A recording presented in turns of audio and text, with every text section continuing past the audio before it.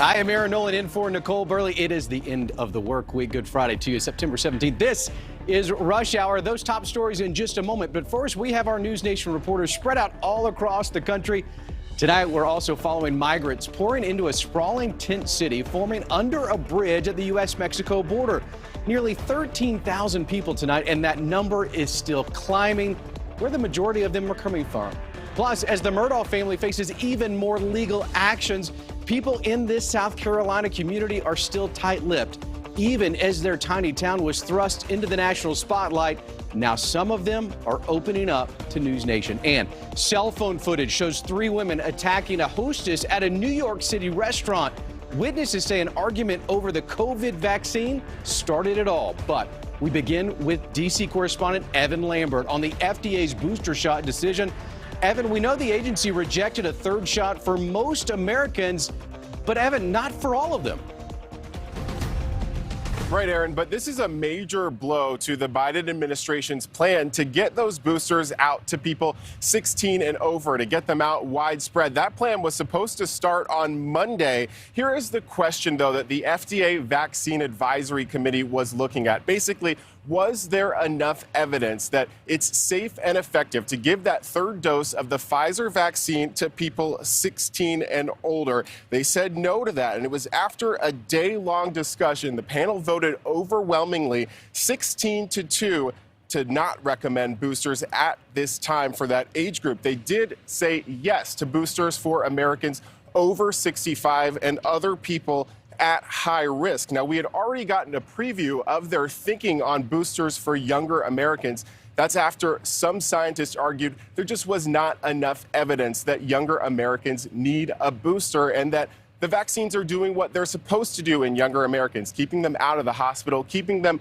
from getting severely sick, and keeping them from dying. Here's one of those FDA panel advisors on their thinking here. So I would say I'd like to see more data before I would recommend it for a younger age group, but over 60 is probably okay from my standpoint. And boosters are already going out to people who are immunocompromised. So the FDA, they typically do follow the advice of this panel, but ultimately it's up to the FDA to make a final decision. Aaron? All right, Evan, thank you. We're also following breaking news out of the Pentagon. The U.S. military now admitting the drone strike in Afghanistan last month did not kill ISIS terrorists, but instead killing several civilians, including children. White House correspondent Allison Harris is joining us live from Washington with the latest. Allison.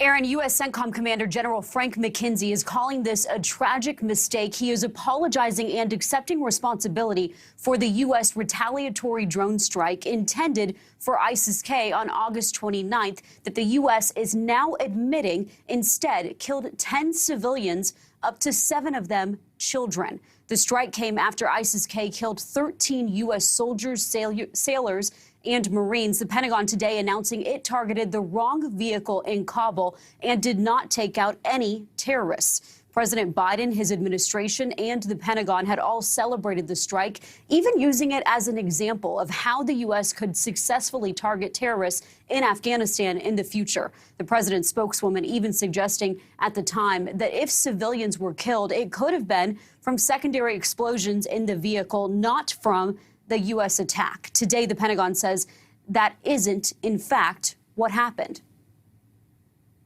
But it was a mistake, and I offer my sincere apology. As the combatant commander, I am fully responsible for this strike and this tragic outcome.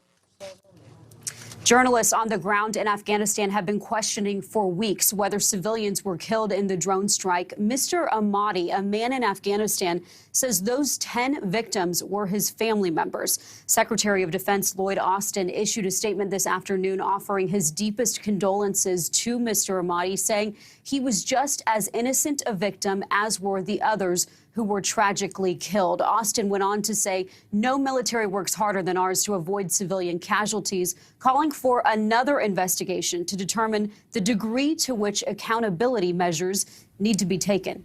Aaron? Yeah, Allison, another shocking story out of the Middle East. Now to the growing crisis at the border. Some absolutely stunning video coming Out of our Del Rio, Texas station, thousands of migrants are gathering under the border bridge that connects Del Rio to the Mexico border. Makeshift camps growing with staggering speed in recent days as border agents are becoming more and more overwhelmed. News Nation correspondent Marky Martin joins us live. Marky, this crowd is growing by the day. What do we know about the numbers where it stands right now?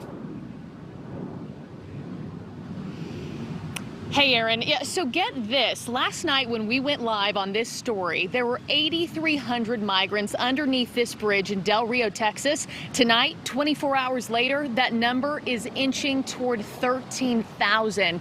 The mayor of Del Rio declaring an emergency disaster over this, saying he is sounding the nuclear alarm. And you can see from this video, families, small children, all crowded together, sleeping on top of blankets in this Texas heat, no less. And now you have border leaders on both sides of the aisle worried about safety and health. The images are stunning. Hundreds of immigrants filing across the Rio Grande, joining thousands underneath the International Bridge in Del Rio, Texas. 10,503. That's what's here today. And that was Thursday, all waiting their turn to surrender and be processed so they can ask for political asylum. This is wrong. This is not humane. This is not compassionate. This is lawless, and it is inviting suffering. Senator Ted Cruz pulling no punches. And Joe Biden could end this tomorrow by simply following the law and reinstating deportation flights back. When you have open borders, this is what you get. The crowd is growing and mostly Haitian. Border leaders blaming the crisis on a September decision by President Biden to stop deportation flights to Haiti. This is as bad as I've ever seen it.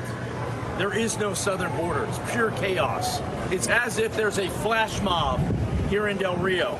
And it's not just Republicans sounding the alarm. The mayor of Del Rio, a Democrat, asking the White House for swift action, concerned about a possible stampede or terrorist attack. A stark warning was delivered back in February when it released the video to the Biden administration that what you're seeing behind me was a threat then, and here it's coming into the worst case scenario of worst case scenario. Mexico agreeing only to take expelled families from Mexico, Guatemala, Honduras, and El Salvador, creating a loophole for this massive group to remain. The United States lacking the resources and infrastructure to detain and quickly expel them back to their home countries.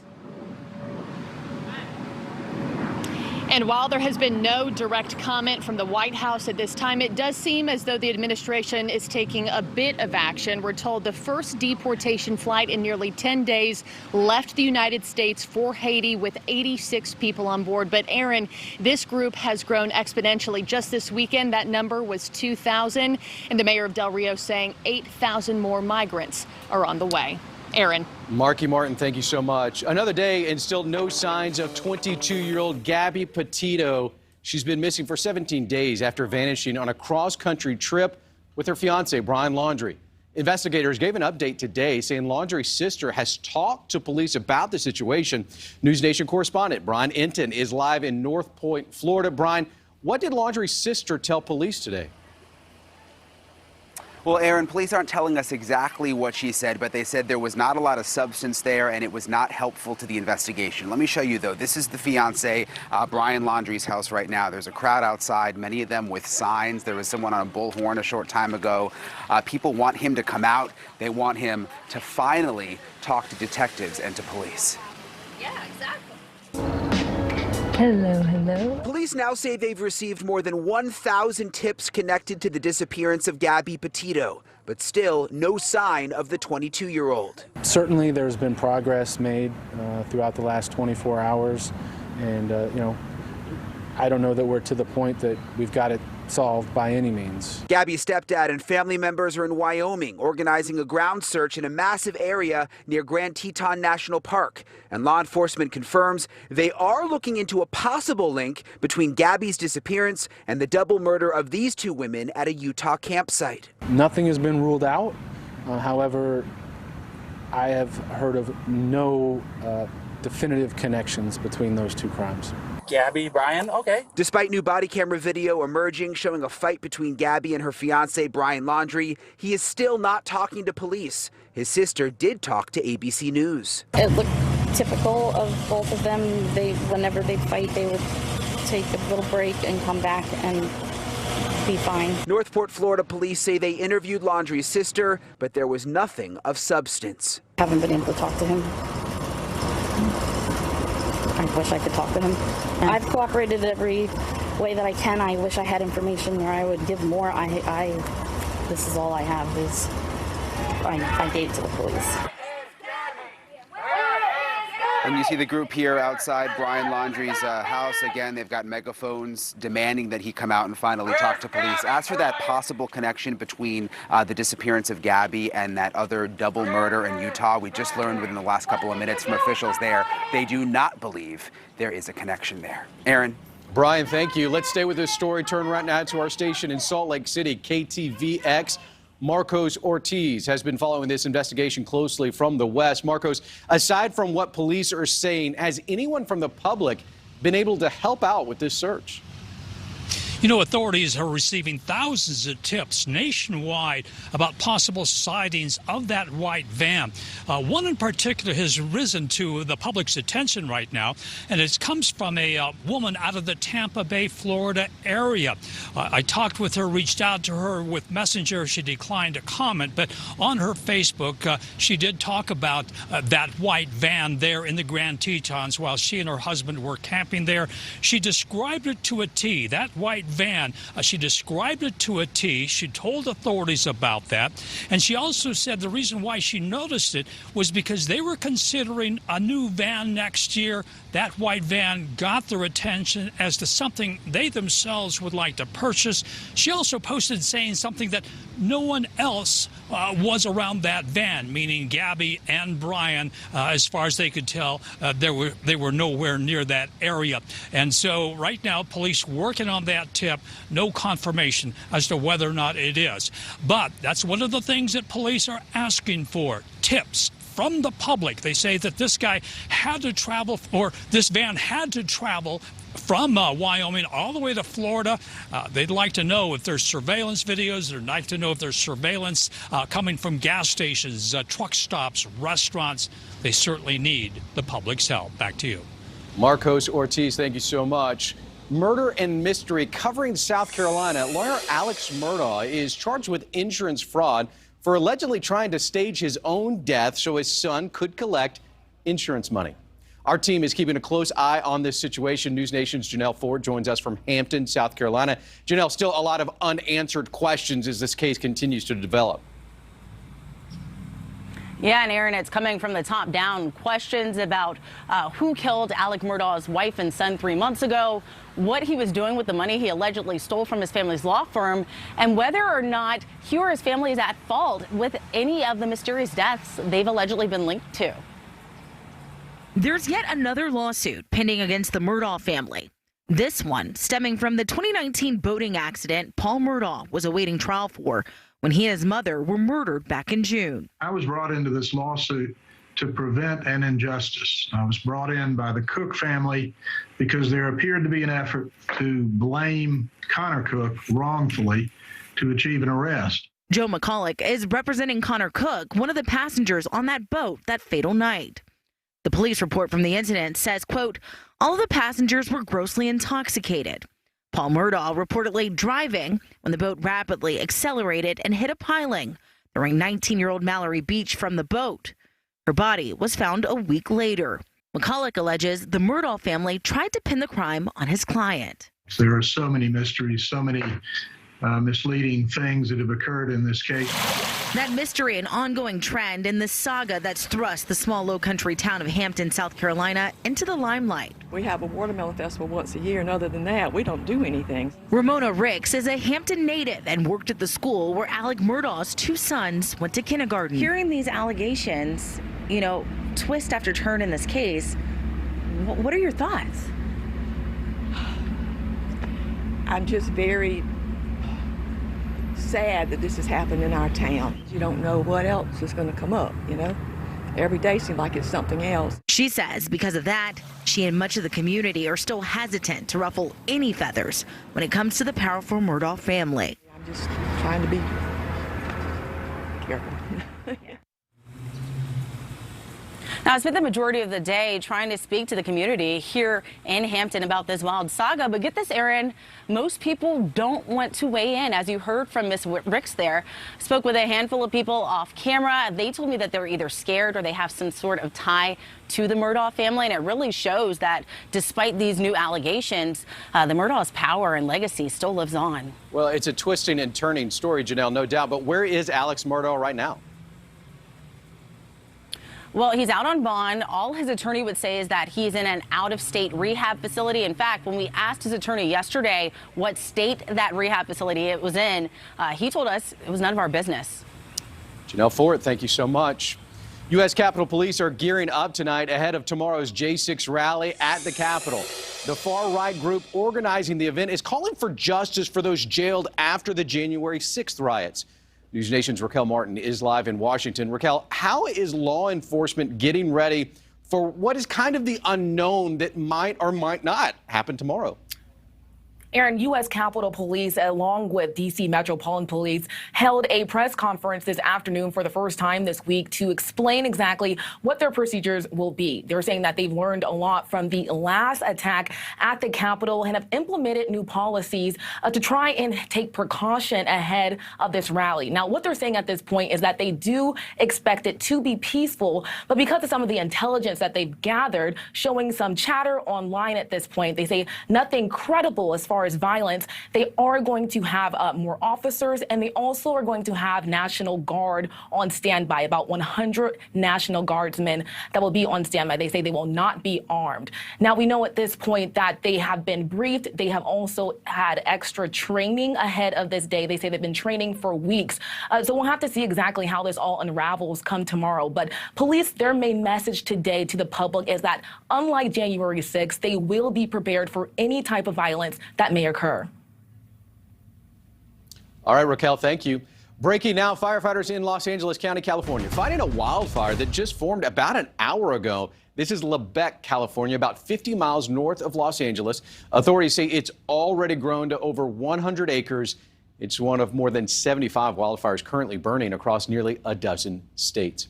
And check this out. That's the largest tree in the world, the General Sherman, located in the Sequoia National Park in California.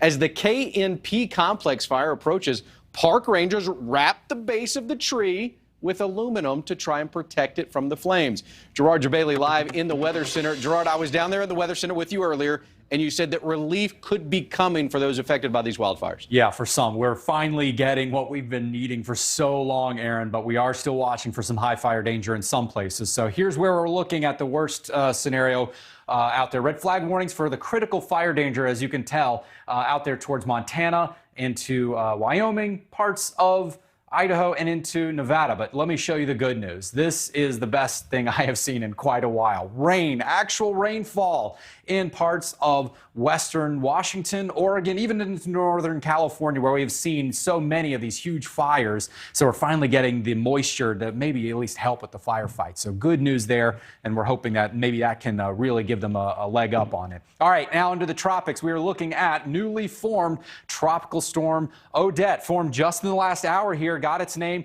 Good news here as well. This one is just going to parallel the U.S. coastline, heading past Nova Scotia, heading past Newfoundland, and it's likely not going to cause too many issues there. Our eyes are on another system, though, still out in the middle of the Atlantic. This one has another high chance of development here. Could be named Tropical Storm Peter in just the next couple of days. As you notice, it does take it towards the northern Lesser Antilles. That's Puerto Rico. We'll have to keep close eyes on it. Right now, the good news here with this one is it's taking its time to develop, and some of the data, most of it, is actually trying to turn it back out to sea. But we're not going to write that one off until we see that turn. And again, as we see hurricane season still underway, anything can happen. Gerard, thanks. Still ahead tonight on Rush Hour, fist flying outside a popular New York City restaurant, and witnesses say the city's new vaccine rules are to blame. A closer look at cell phone footage from that fight and the charges those involved are now facing. Plus, as air travel roars back to life after the pandemic, we're seeing a spike in carjackings at airport parking lots across America. Why experts say those parking decks are now like shopping malls for car thieves. And first it was the milk carp challenge, now another TikTok trend drawing outrageous images across the country. What exactly is the Devious Licks challenge? I'm not sure if I want to know. And what it's motivating kids to do.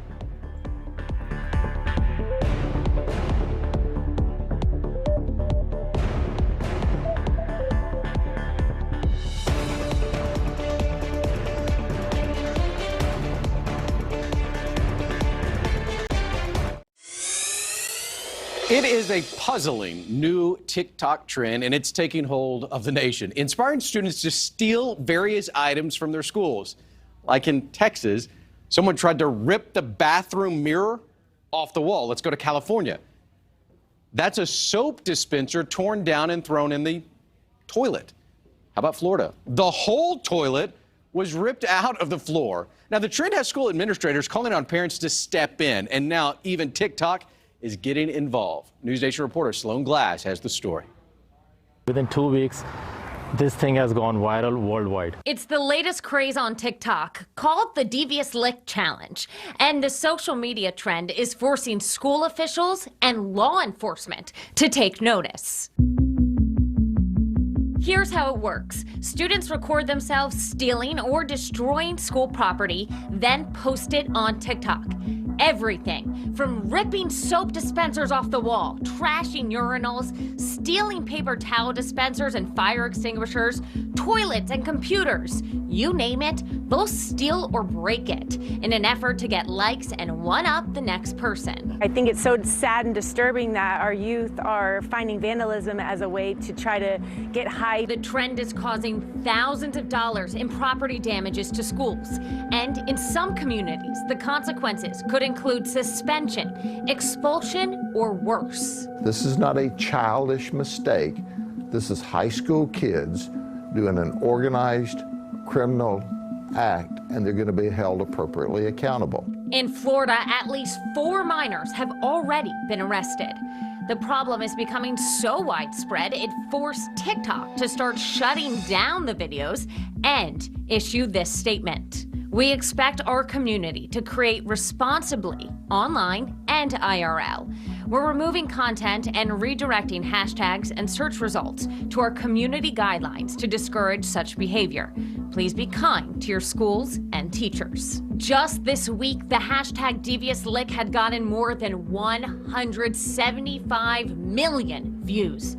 For some, it's social media gone too far. It's very disappointing. I think it needs to be handled very quickly and with an iron hand. It all started with a TikTok video, a devious lick. Well, we're going to give you an arrest lick if you commit a criminal lick. All right, Sloan, thanks. Still ahead tonight on Rush Hour, New York City's new rules require a proof of vaccination for a slew of everyday activities, including eating at restaurants. And witnesses say that rule was responsible for a dangerous brawl. A closer look at cell phone footage from the fight coming up.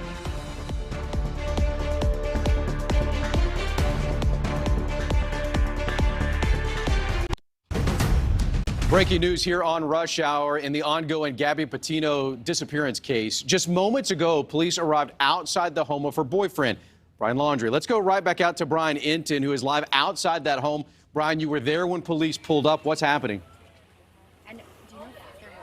Yeah, this is interesting, Aaron, because for days we didn't think Brian Laundrie or his parents were here anymore. It's been totally quiet here. The lights have not been turned on, but apparently someone is home. Take a look. Just a little while ago, maybe like 10 minutes ago, this black van pulled up. 2 police officers, we're not sure if they were with the local police or with the FBI, got out, went to the door, knocked on the door, and went inside. Someone let them in, and they've been inside for about 10 minutes now. We're not sure why they're here, what prompted this sudden call from the police, and the fact that they went inside, especially since we all know Brian Laundrie hasn't been talking to detectives, and they've been begging him to talk for the last 4 or 5 days. You see there's a crowd of people outside that have gathered. These are protesters who were here for the last hour or so with bullhorns shouting, "Where is Gabby? Where is Gabby?" and demanding that Brian come out. And again, 10 minutes ago, the cops showed up here and went inside. Brian, do we know who opened the door?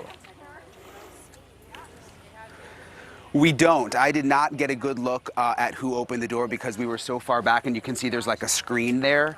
So by the time the officers got beyond the screen, it was kind of dark and shaded, and they just kind of cracked the door a little bit. It looked dark inside, and then in went the police. But again, I was shocked. I was convinced that there was no one home because we've been out here nonstop. Last 24 hours, it's been pitch black. Even last night, late into the night, not one light on inside that house. So we all figured they must have left maybe through a back door. So I was just shocked to see that there are actually people inside the house. As we continue to watch what's happening there behind Brian Enton, we're talking about this case. And Brian, let's go back to the beginning of this case. You have a couple who is touring all across the United States. The woman, Gabby Petito, goes missing, and they have been filming some of this on YouTube throughout the process. Can you kind of walk us through the timeline of what we've seen so far in this case? Yeah, absolutely, Aaron. I'm just going to have our cameraman here kind of go off me and go towards the door because I'm afraid I don't want to miss it if they bring Brian Laundrie out because that could really happen at any moment. But I'll walk you through what's happened here. Basically, Gabby Petito, Brian Laundrie, his fiance, they went on this cross-country road trip and they left 4 or 5 months ago. They were documenting their trip on social media. YouTube and Instagram seemed like this happy couple on such an adventure. And then the fiance, Brian, comes back here to his house in Northport, Florida, where his parents live. He shows back up here without Gabby. He has her van. He's been here refusing to talk to police, and no one knows where Gabby is. Since September 1st. All right, we continue to watch what's happening. Have we seen any action from when the police walked in, Brian? No action at all. Obviously, you've got a lot of media out here. Everyone has sort of now rushed the house waiting to see what happens next. You've got the protesters outside. But once they went in, they closed the door and they've been inside. Either two things I think could be happening here, Aaron. One is he has finally agreed to talk to police and they're going in and interviewing him. Or number two, all these protesters showed up about an hour ago. They've been using bullhorns. Perhaps the family was in fear inside and the police are here sort of as a protective measure to them. That's unclear at this point. Well, Brian, you bring up a very interesting point. You've been talking about protesters and you talked to us about that at the beginning of Rush Hour here on News Nation. What are they saying? What is the message? Are they wanting an answer from Laundrie, who may or may not be inside this home? I think it's just frustration among these protesters, the people in the neighborhood, and of course, Gabby Petito's family. Frustration. They want Brian Laundrie to talk and explain what he knows. I mean, the police chief has been totally clear about it the last several days and said Brian Laundrie is the missing puzzle piece to this case. He is the one who can tell us the last place that Gabby was. And so far, he has refused to talk. His lawyer has released statements saying he will not be talking. And that's just sort of been the way things have been. And we've been out here nonstop. I mean, it's like we've been staring at this empty house, wondering if anyone is inside. And here we go. Apparently, people inside, and now the police are here. Brian, if we can, on screen right now, and I want you to talk about it as much as you can, we're taking a live look, but we just had a split screen there of an interaction between police and this couple where Gabby was crying, she was upset, and they decided not to press charges. In this video, can you kind of walk us through what you know so far about what's happening in these images of Gabby and her fiance? Yeah, so this is from August 12th. This is in Moab, Utah. So the couple was on this trip across the country. They're in Moab, Utah. Apparently there was a witness by the name of Christopher who saw the couple fighting, was worried that it was a domestic incident, called police. The police department in Moab dispatched their officers. They show up out there. That's where this body camera video comes from. When they get there, Gabby is hysterical in the van, crying. They take them both out of the van, both Gabby and Brian. Gabby basically says she has OCD, that they've been on the road for 4 or 5 days, that it's a very stressful situation, and that they're both just sort of worked up. Brian mentioned that Gabby had scratched him.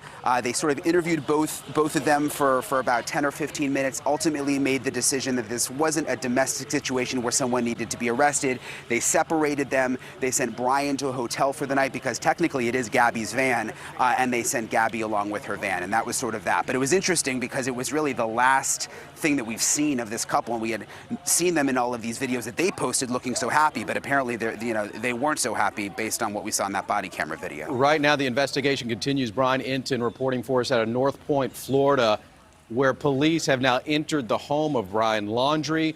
Brian, hang tight for us. We're going to continue to follow this. Gabby Inton was reported missing September 11th, so just a few days ago. The developments continue to happen. We will stay live there in Florida. We will continue to monitor what's happening there. But Rush Hour is going to take a quick break. We'll be right back.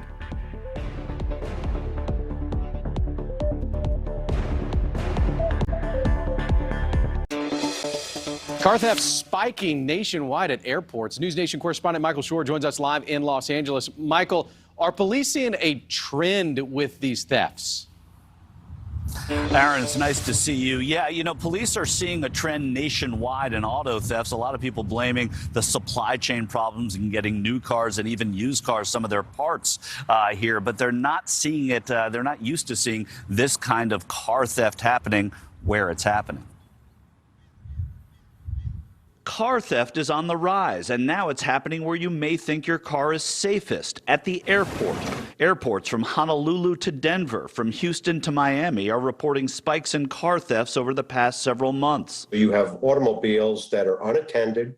They're not under, constant scrutiny or surveillance, and that provides fertile ground for thieves to basically shop for the type of car they want to steal. And with air travel back, Fred Lohman of the National Insurance Crime Bureau says that airports are basically shopping malls for auto thieves. Well, let's face it, there are tens of thousands of cars at airports when you look at facilities like LAX or Dallas-Fort Worth or any of the major airlines in the country or airports in the country. Many of the recent thefts are happening with car-sharing vehicles arranged through apps like Turo or Zipcar. Honolulu police seeing a major spike this summer. We attributed that directly to car sharing or person-to-person car rental businesses.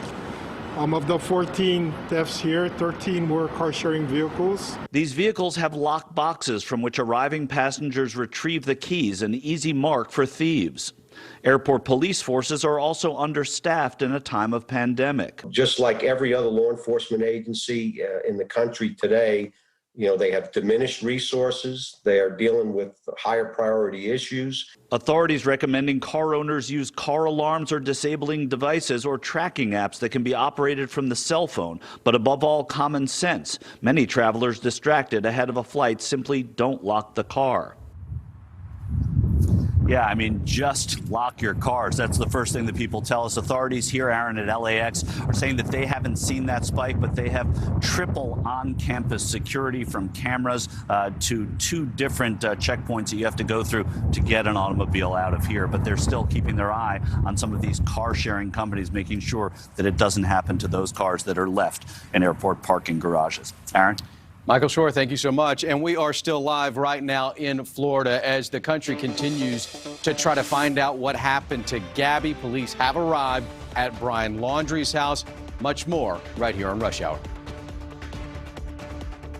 3 Texas tourists charged with assault after coming at a New York City restaurant hostess. It all started when the restaurant employee asked them for proof of COVID vaccinations. Something is new in New York City law with that. Nicole Johnson with our New York station WPIX joins us with what happened. Nicole, good evening. Cell phone video shows the unthinkable attack. A hostess at Carmine's on the Upper West Side punched and slapped. The scuffle almost knocked over the hostess stand. All of this after the 24-year-old employee was just trying to do her job. It's a terrible incident. She went to the hospital. She's home and resting, recuperating. We've spoken to her many times today. She's doing well as can be in the situation, and the law should be enforced as strictly as possible for these people for being morons. The people Jeffrey Bank, the owner of Carmine's, is talking about are 3 tourists. Police say around 5 Thursday evening, 3 women from Texas jumped the hostess after she asked them for proof they were vaccinated. It's now a mandatory policy for anyone wanting to eat indoors. Carmine's even has the rules videos posted outside. For anyone to assault someone who's just trying to follow a law, there's different laws in different states. You travel to a state, you follow the laws. It's as simple as that. But that did not sit well with the women from Houston. Sources tell us the women were offended when the hostess asked them for ID as well. This family hopes the employee is okay. They shouldn't have did that. I mean, they know that this right now is what's happening with the world. We have to show, you have to have, it's like your ID card. You have to walk around with it. And if you don't want to show it, then stay home and eat your food at home. What happened to the hostess is now sounding an alarm for more to be done to protect restaurant workers. Police arrested the 3 women from Texas, ages 49, 44, and 21. They were given desk appearance tickets, and they're back in court here in New York on October 5th. As for that hostess, well, she's home recovering. In the meantime, Carmine says that it will now have to hire private security to protect its staff. In New York, Nicole Johnson. Aaron, back to you. All right, Nicole, thanks. The royal family topping tonight's entertainment news. The late Prince Philip's will remain secret for at least 90 years. A judge today at London's High Court made the ruling. Justin Roman from Chicago Bulls Entertainment joins us now. Justin, you know what I realized? I won't be alive when his will is read. Why are they keeping this so private? Well, I won't either, Aaron, so don't feel bad about that. Well, it's to preserve the monarch's dignity and standing of the Queen. Now, this is not unusual. It's been a protocol for over a century after the death of a senior member of the royal family. The courts are asked to seal their wills. Now, this is, however, the first time a judge published the reasons for allowing the exception. The first royal whose will was sealed was Prince Francis of Teck. He was the younger brother of Queen Mary. Philip died April 9th at the age of 99 for nearly 75 years of marriage to the Queen. And yes, we're talking about the royal family without mentioning Prince Harry and or Meghan Markle for the first time in years. But you just did mention it, so... Well, yeah, but I was pointing out that we had to mention it. All right. The biggest night in television is this Sunday. The 73rd Emmy Awards will celebrate the best of the best in the small screen. Justin, could there be a shock this year? It will almost certainly be a big night for Netflix and Apple. Award experts agree that Outstanding Drama Series will go to Netflix's The Crown.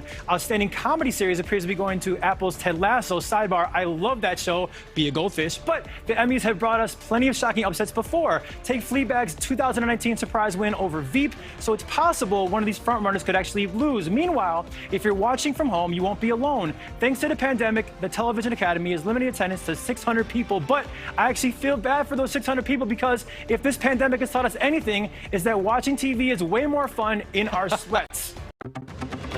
We continue now live from our News Nation headquarters here in Chicago. Here's a look at what's going on in your nation right now. Breaking news. The jury in the murder trial of New York real estate icon Robert Durst has reached a verdict.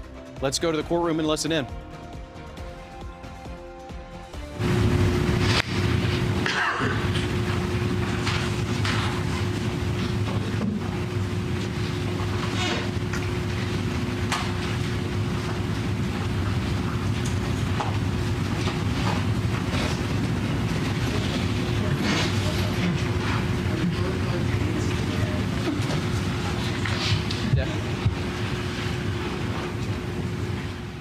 Not ready quite yet to read that verdict. We are continuing to keep an eye on that. Now, Durst is charged with killing a longtime friend in her Los Angeles home nearly 21 years ago. Jurors have spent less than 6 hours discussing the case since it was handed to them Tuesday. This decision is just moments away. What we've been watching here is we heard that the verdict was back in LA, and we've had this shot of the judge the entire time. So what we're doing right now is we're waiting, we're monitoring to hear him speak again. Let's dip in very quickly to see if he's going to speak and read this verdict here in the next few seconds.